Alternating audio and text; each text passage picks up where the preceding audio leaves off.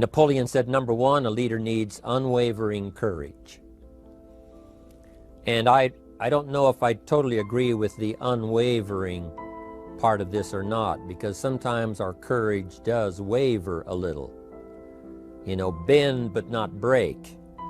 You know, courage mounts up, and then sometimes we have the doubts that creep in, and we reach a little deeper to find that courage that overcomes our doubts and our fears. So I would probably debate a little bit with Napoleon on this unwavering courage, because sometimes courage does waver. But as long as it stays, as long as in the end there it is to serve you, the courage to do what you didn't think you could do, the courage to step into territory that might be a little unfamiliar, the courage to talk to somebody you don't know, the courage to attempt conducting a meeting, the courage to give your first testimonial, the courage to, you know, solve problems you couldn't solve before, that kind of courage. The courage to stand up when it's sort of dark in your corner, the courage to do it when it isn't going your way, seemingly. The courage to try to have a good day in the midst of a bad day, that kind of courage. Wavering a little at times, yes, because we all have doubts that attack us. We all have small fears that creep in. That is the nature of life. But that's what faith is all about. That's what courage is all about. To serve us when our doubts will not serve us well. Faith to overcome fear, and courage to overcome our doubts. But that is a good quality, a good attribute for a leader, and that's unwavering courage. Second, Napoleon said self-control. That, of course, is the very essence of life itself, is self-control.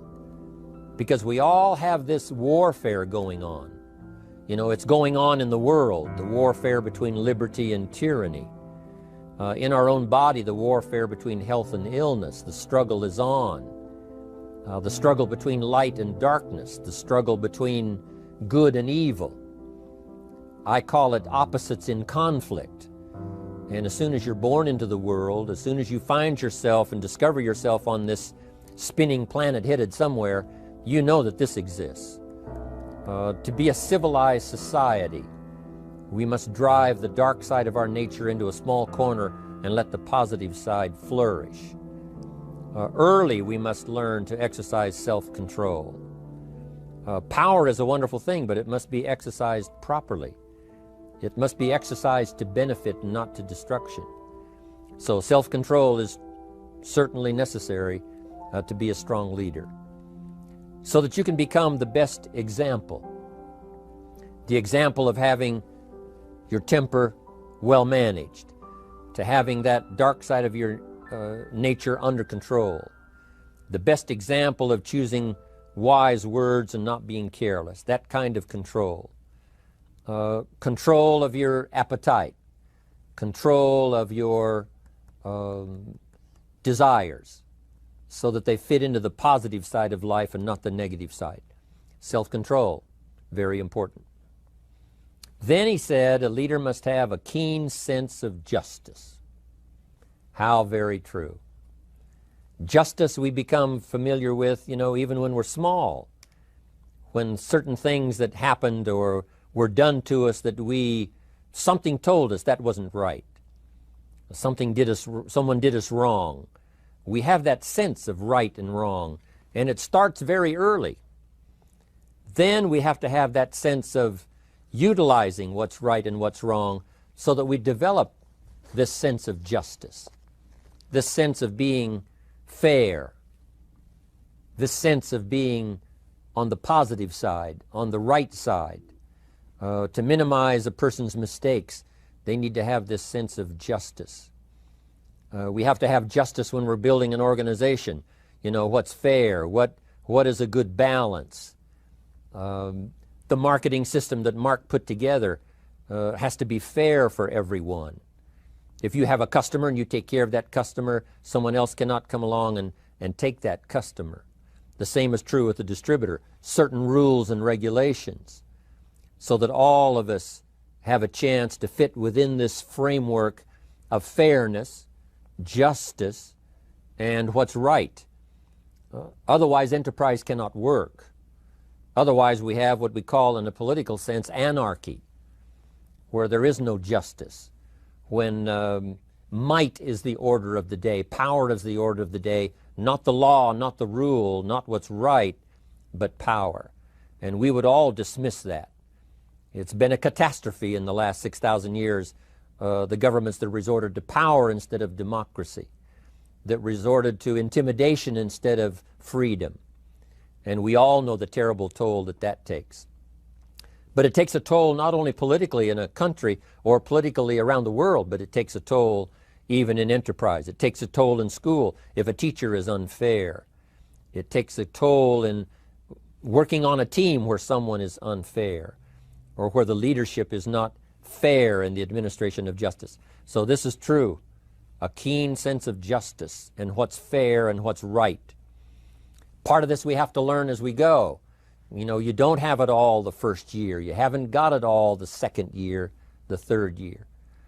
After all the years that I've, been around, both as a human being and as a business person, we're still, even at these years, trying to decide what's best, what's fair, what's right, to give balance to our life and to build on a firm foundation for the future.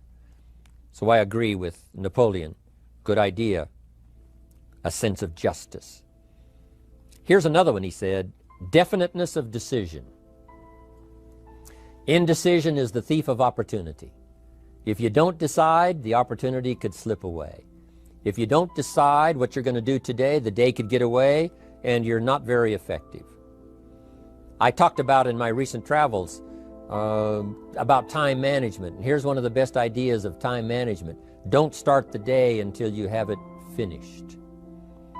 Is it possible to finish the day before you start it? And the answer is yes. If you don't finish it to the best of your ability, have some idea, some good plan, sure enough, the day escapes.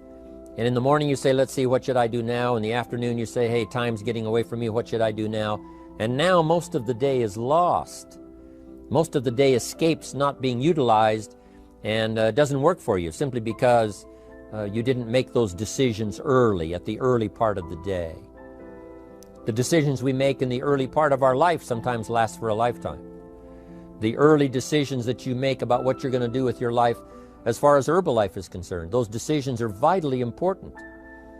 If you neglect them and don't make them, sure enough, the time passes and the opportunity sometimes is diminished, and sometimes you spend a lot of time now catching up simply because you didn't make those early decisions. So it's the decisions at the first of the day, it's the decisions at the early part of the month, it's the decisions at the early part of the year that greatly determines what kind of year you're going to have. The decisions you make in the early days of your marriage, sometimes those are the decisions that affect the marriage for a lifetime. The decisions you make at the first chance you see opportunity, those decisions, what you're going to do with it, how far you're going to take it, what it's going to be meaning to you in the years to come. Those early decisions are vitally important. Then we need decisions to correct poor decisions, to overcome our mistakes. It's possible, of course, for all of us to make unwise decisions.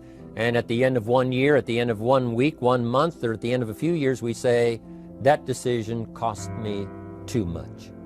Cost me a lot of time, cost me a lot of money, cost me maybe a good relationship, cost me a chance to be productive. But as long as you're alive, there's still a chance to use new decision power to correct the mistakes of decisions that were bad in the past. All of us have the opportunity to do that, but I think Napoleon was right here too. You got to be definite in making decisions so that the opportunity doesn't pass you by. Take advantage. Here's the next one. Napoleon Hill said, a good leader has definite plans. How important that is. And of all the years, I think, to cash in on Herbalife's momentum and make some plans for the future, this has got to be one of the greatest years. Herbalife in these 18 years now has created some incredible momentum, not only in opening up the countries, but momentum in the refinement of our marketing, momentum in developing new products, momentum in developing our support system. The key is now for you to make plans to ride on that momentum. Herbalife is like the tide that comes in, and the rising tide lifts all the ships, if they're in the water. If your ship and your boat is not in the water, even though the tide comes in that would lift all the ships, if yours is not in the water, then it doesn't benefit you. So here's what you should do. Have the same intensity to make your plans for the future as Mark Hughes has. As the President's team, Chairman's Club especially, make the plans for the Herbalife Company future, you've got to now make your plans. Don't let this momentum pass you by. Don't let this momentum go uncashed in on. Don't let it be like a lost cause for you. And maybe you've, because of the lack of plans, have lost a month or two, or you've lost a week or two, or maybe you've lost a year, and you were 10% effective instead of 100%. Now's the time to change all that and start making some plans. Your Herbalife plans, they're vitally important. You might as well cash in on the Herbalife plans for world expansion, the Herbalife plans for expansion within your country, the Herbalife plans for the expansion of the business, the incentives. You know, cash in on that, capture that, and say, I've got to have some plans that match Herbalife. Not necessarily match Herbalife in numbers, but that can match Herbalife in momentum, that can match Herbalife in cashing in on the opportunity, your plans for Herbalife expansion. You got to have some plans for your family, all right? You got to take your family along, don't leave them out. One of the challenges all of us have in making our plans is how to balance everything, to make sure that we don't regret at the end of the year, I spent too much time on that. I spent too much money. And then if you have, say, how can I not do that again? And construct some better plans so that you won't have any regrets at the end of a year to come, 5 years to come, 3 or 4, 5 years to come. Definite plans. The plans for the use of your money.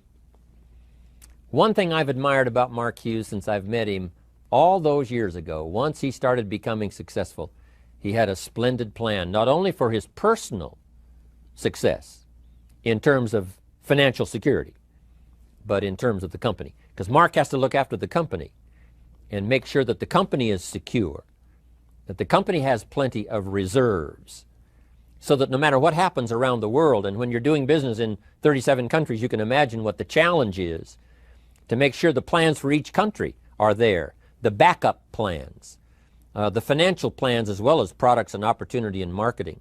It is a challenge beyond comprehension to most of us what kind of planning that takes in terms of trying to make Herbalife secure for the future. I described it in one of the summit classes as Mark takes the same pledge that the President of the United States takes, and that is to preserve and protect and defend the Constitution, says the President. But Mark has to preserve and protect and defend the company to make sure it's viable, not just in America where it started, but all around the world in each country. It's an awesome responsibility. But now for you, your plans to be financially secure. If you're starting to make some big money in Herbalife, I'm telling you, you got to have a good plan for your resources so that you find yourself secure regardless of what happens. I agree with Napoleon here. You got to have good plans. One more on plans, and that is the plan for your personal development. The plan to be better this year than last year. The plan to take the classes, attend the workshops, do everything you possibly can to show personal progress, not just financial progress, not just the progress of having one more car or one more home, but the progress of personality, the progress of communication skills, the progress of recruiting skills, the progress in how to deal with people, progress in using your influence so that it multiplies its power by 5 by 10 versus what it used to be. You need those kind of plans. A plan for personal growth, personal development, a plan to be all that you can possibly be in the years to come as you develop your Herbalife business and your life business and your family business, all of that. Got to have good plans. Next, Napoleon Hill had a good saying. It was something my father had and passed it on to me as a good philosophy, and here's what he said. A good leader has the habit of doing more than what he gets paid for. What an incredible philosophy this is. The habit of doing more than you get paid for. It's what we call the service that you put out like seeds in the ground that doesn't bring the harvest immediately, but the harvest is yet to come. It's called like putting out the capital in capitalism. Doing more than you get paid for means that you're getting ready for the next move up. Because if you do more than you get paid for, you've made an investment. The average person might think if I do more than the company requires, then they're ripping me off. I'm not getting paid for that extra time, that extra attention. But you must not view it that way. You must say, I'm getting there a little earlier, staying a little later, as an investment in my own personal future. Because I want that kind of reputation. I want that kind of philosophy to work in my life. Do more than you get paid for. And this philosophy works incredibly well in Herbalife. You make the Herbalife sale of the Herbalife products. Now you must do more than you've gotten paid for. Right? They've got the product, you've got the money. But you can't stop your investment there. Now you must develop the investment in time, effort, and energy in turning that new customer into a testimonial. And sometimes that's the most difficult work, the work after the sale. Because the sale might be fairly easy. Someone says, hey, I've been looking for this product, I need it, here's my money. But now you've got to stay with them, make sure they don't just buy the product, but that they use the product. And that they don't just use the product, they keep using the product. That's the work after the sale. But if you learn to make that kind of an investment and do more than you get immediately paid for, the payoff in the future can be fantastic. Because as we all know in Herbalife, what really pays off is not a sale of the product. What really pays off is a testimonial. A testimonial that gives you more sales than you can keep up with. A testimonial that takes you places you could never go by yourself, introduces you to people you'd never see on your own. That kind of investment is so powerful. So you do more than you get paid for up front. It's happened for me, making the investment. When I first started lecturing 36 years ago, I talked to high school classes, college classes, service clubs, and I gave it all away. I went and talked for free. Someone said, Mr. Rohn, would you come and do this breakfast talk? I said, sure. Could you do this luncheon talk for this service club? I said, of course. And all of that in the beginning was for free. Primarily because I'd made my fortune. I didn't need the money, but I did it for free. But look what it's made for me by giving that kind of service in those early days. And finally it led to business and led to an enterprise. And I was giving the seminar all those years ago here in Los Angeles, and Mark Hughes was in my audience. So what you don't get paid for, don't worry about that. Just render the service with the vision of the future that it'll come back multiplied if you have this kind of habit, this kind of philosophy. Next, Napoleon Hill talks about personality. You need a pleasing personality. There's many parts to your personality. One is your working personality. The kind of behavior, the kind of attitude that you need, especially in the public. Some things you can kind of get by with, being a little careless, maybe in private, but in public, where it counts so much in your paycheck, it counts so much in building your business for the future, your own personality. But here's what you also must remember. You develop your personality in private so that it serves you well in the public. Sometimes we get the mistaken idea, I can be careless with just these few and be more careful when I have 1,000. But see, that doesn't work that way. Careless with a few, sure enough, that will creep into your presentation for 1,000 people. Here's the best practice, and the Herbalife opportunity in our marketing systems gives you the best chance to do that. The influence you have one-on-one, that's what really counts. You say, well, I'm only talking to 2 people, it doesn't matter much. That's when it really matters. Because if you'll practice well there, using your personality, using your influence, to get someone's attention, to get them to listen, to get them to participate, the kind of personality that someone says, I'd like to be around this person. They're unusual. They're not like the average person I meet on my everyday experience. That kind of personality. But you've got to practice it behind the scenes. You've got to practice it one-on-one. And if you're effective one-on-one, 1-on-3, 1-on-5, I promise you, that will get you ready to now perform with the kind of personality, the kind of charisma that wins people when you're in front of 500 people, 1,000 people, 5,000. So this is a good point, working on your personality. Here's the best gift you can give someone, and that's the gift of attention.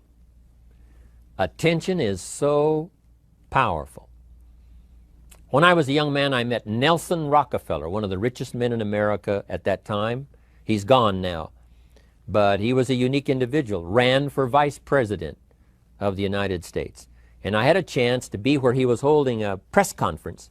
And I got close enough so that when he walked out, I had a chance to step up, right, when security was not all that severe in those days. And I had a chance to put out my hand, shake his hand, and say, Mr. Rockefeller, my name is Jim Rohn. And what I remember most was the attention he gave me. With the lights of the cameras around and everybody all around, he looked right at me and said, Jim Rohn, where are you from? I said, Idaho. He said, I really like Idaho. It's one of my favorite states in all of the country. And for just a few seconds, he gave me his attention, shook my hand. I'll never forget the handshake, right? One of those multi-million-dollar handshakes. But I'll never forget that personal attention he gave me, just for a few seconds. It was powerful. Made an impression on me that's lasted until this day. That's why I remember to tell the story. So, same thing you can learn to do. Utilize your personality, utilize your influence, give people the gift of attention. Here's the rest of my list now as we finish up. Next, Napoleon Hill said a leader needs sympathy and understanding. We have to develop that early in our lives. All of our lives, we have to look at those that are less fortunate than we are. Those who need a helping hand, and especially now we learn to look at those who need an opportunity, those who need a change in their health, those who need a change in their life and in their lifestyle. It's this kind of sympathy and understanding that drove Mark Hughes to construct the company. It took that kind of understanding, that kind of sympathy, that kind of deep emotional feeling. Then Mark understood what it meant to be poor. He understood what it meant not to have. He understood what it meant to be short on finances, on resources. He understood what it meant to lack, a full formal education. He knew all of those lacks. And instead of crying about it, he said, what I will do is change it for myself, and then I'll help other people that have the same challenge. Lack of education, lack of the money, lack of the resources, lack of good health, faced with all kinds of difficulties they can't solve. I'll get mine solved, and then I'll be strong enough and have the skills to where I can help other people. That kind of leadership quality is so powerful. That kind of understanding.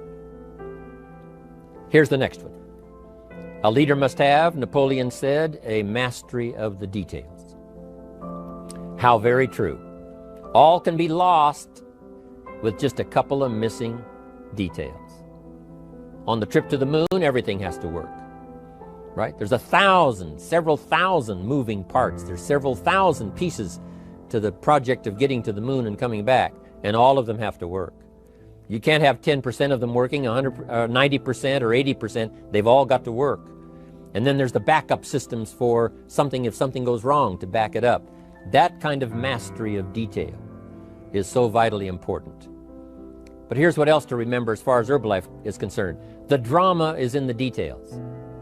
Someone says, I lost 30 pounds. Well, 30 pounds is 30 pounds, but that's not the drama. The drama is, where were you before you found Herbalife? How did you feel? What kind of circumstances? Now someone begins to give us some of the details. And then after they've lost the weight, now how they feel, now their self-confidence has been restored. Now they feel better about themselves. The drama is in the details. But this is also important in the details of your day, the details of your business, the details of good communication. Master the details. Good advice, Napoleon Hill. Now here's the next three. Willingness to assume full responsibility. All of us have been taught that, especially these Herbalife years, to take full 100% responsibility. Mark Hughes says, what happened to me might not have been my responsibility, but what I do about it is my full responsibility. I've had some things, some people did me wrong. In his first couple of business experiences, he was done wrong. Some people ran off with the money. He was left holding the bag. But he said, that's what happened. And I was not responsible for what happened. But I am responsible for saying to myself, now, what am I going to do about what's happened? If a hailstorm destroys the farmer's crop, he wasn't responsible for that. But his responsibility now begins when the hailstorm is over, when he asks the question of himself, what should I do now?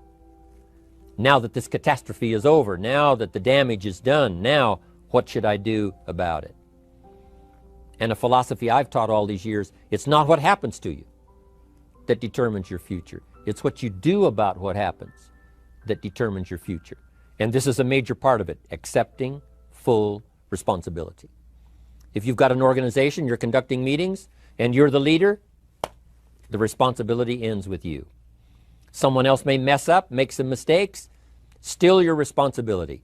Some things over which you have no control, understandable. But what you do about it now, how you fix it, the diplomacy you use, the strategy you use, that's the kind of responsibility now that depends on you. Also, you've got to be responsible for your future. Nobody's going to fix it. No one else is going to design it. No one else is going to come along and say, hey, I will make sure it all works well for you. You've got to take all the input, you've got to take all the testimonials, all the teaching, all the training, all the influence, then you've got to have the responsibility of designing your life. You can design a life of prosperity, or you can design a life just to coast and get by. The responsibility belongs to you. Now here's the last two. Next is cooperation. One of the great things we learn in Herbalife is how to cooperate so that we take advantage of each other's ideas, we take advantage of each other's input, we take advantage of each other's enthusiasm, we take advantage of each other's testimonial, and we take advantage of each other's willingness to grow. That kind of cooperation has built Herbalife. In those early days, Mark got the group together. Jerry Shatanovich, Doug Stuntz, the rest, and made some plans to cooperate. Said, no telling what kind of powerful meetings we can have if we work together. No telling how many people we can affect, even right away, if we work together. You do this part, you do this part, I'll do this part, we'll make it work together, and we'll get the ball rolling. There's an ancient phrase that says, if two or three agree, nothing is impossible. If they agree on the same project, if they agree on the same vision, if they agree on how to get there, I'm telling you, nothing is impossible. Nothing can stand in their way. Just two or three. What's exciting about Herbalife is now we have more than two or three. The president's team now is well populated. Even the chairman's club is growing. The millionaire team is awesome in its numbers as well as in its power. And the cooperation between all of us on the tabulator teams, as distributors, home office, support staff, 15th floor, wherever we come from. If we cooperate, there's nothing we can't do. There isn't anyone we can't touch. There is no country we can't finally get to with this incredible story. Cooperation. That's why I'm here, wanting to do my part, HBN, send out some ideas, give you some notes to take, something to think about and ponder, something to talk about with the people that you associate with and are building your business. That kind of cooperation is going to make this a powerful year. It'll get us to the 2 billion, 3 billion, 5 billion. But it'll get us to much more than just those numbers. It'll get us to a place of honor, respect, prestige, influence, feeling good about ourselves for the hard work that we're doing, cooperating with each other. I want to cooperate with you, helping build your business. All of us cooperate with the support system of Herbalife. We're on our way. We will have the billions. We'll have the stories. We'll have the experiences. Now here's the last one. Napoleon Hill said, a major attribute of leadership is vision. Vision is in many parts. One, a vision for your own course to follow. A vision for you, for yourself. A vision for your financial future. A vision for your health. A vision for your wealth. A vision for you to latch onto and make something out of. A vision for your family. Because vision must now lift others as well as ourselves. Guess what our family is counting on? That we'll be able to see things that at first they cannot see. That we'll be able to look further into the future than perhaps they will be able to look. The same is true with your organization, the people that are around you. They're counting on your vision. Perhaps you've been there a little longer than they have. Maybe you've been there a lot longer than they have. And they will look to you to help them see things that they can't see in the beginning. And if you will do that, develop that attribute of leadership, I'm telling you, you'll have such a dramatic effect on your organization, it will be unbelievable. A vision for yourself, a vision for your family, a vision for your organization, a vision for the people that you're close to. The old prophet said, without vision, we die. We perish. Unless we can see into the future, life loses its meaning. Unless we can look further than just where we are at the moment, then we have no reason for faith, no reason for activity. But if we'll develop this skill, beyond any other skill, I'm telling you, it will help us touch people because they'll want to be around us because we have this look into the future. Not only the short-range vision of what we're going to do this week, this month, this year, but the long-range vision like Mark has, taking us to the 5 billion. You can have a vision that will take your organization into the future and bless everybody with success.